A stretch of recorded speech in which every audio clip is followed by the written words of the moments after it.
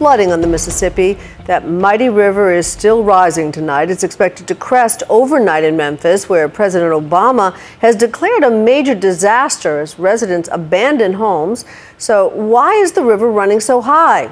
31 of the lower 48 states drain into the Mississippi or its tributaries, and many of those states saw record snowfalls this winter. It's a lot of water all at once. Diane Sawyer is in Memphis for our report, Mississippi Rising. The swollen waters of the Mississippi, the highest the water has been since 1937, and up to 4 million residents vulnerable to its force. Stand in it and you feel the pull, the rush. You can see the water coming up. You can see it rising as we speak. Look at the speed. Look at the speed at which it's moving up across the road right now.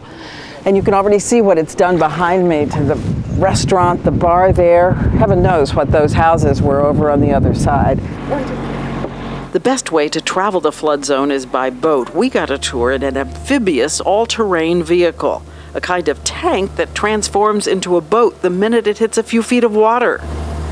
The county is using this vehicle to get around and rescue the stranded, people taken off their roofs, urging people to evacuate early. On our first mission out here, there was some hesitancy.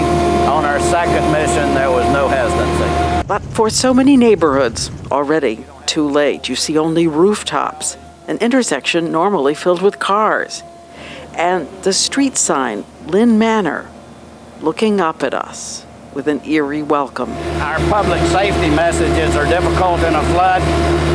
Your property may be flooded, your neighbor may not be flooded. Here in Memphis, a school moved classrooms to the second floor, but the water has been lapping right up to their door, and the kids told us they've been scared. Does it make you scared at night when you go to sleep? Yes. What do you do when you get scared at night? I get in bed with my parents because I'm scared.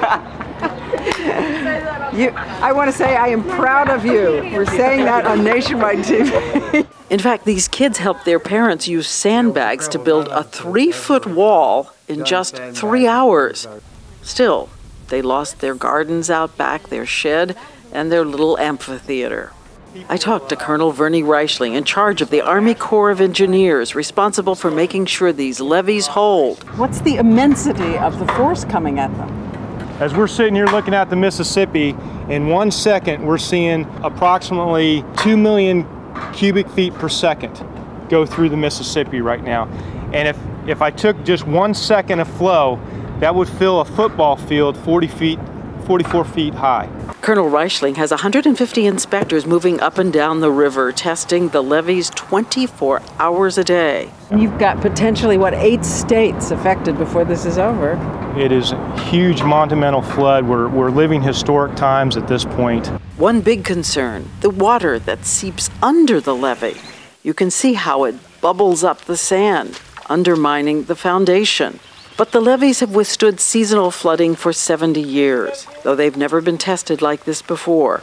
And no one knows what will happen as the river stays at a high peak. In the meantime, thousands of people have already evacuated. So the water's going to be with us for quite some time. We went early to the Shelby County Command Post, where emergency responders were getting second-by-second updates. How often do you think of Katrina?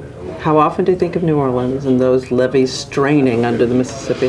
Well, I think that's something that most everybody's thinking about. When they see something in a national news event like that, and then they start hearing and seeing these words, evacuate, right. They're wondering, are we next? And late at night, we caught up with some of the 400 people staying in shelters, a lot of them at churches like this one, Hope Presbyterian.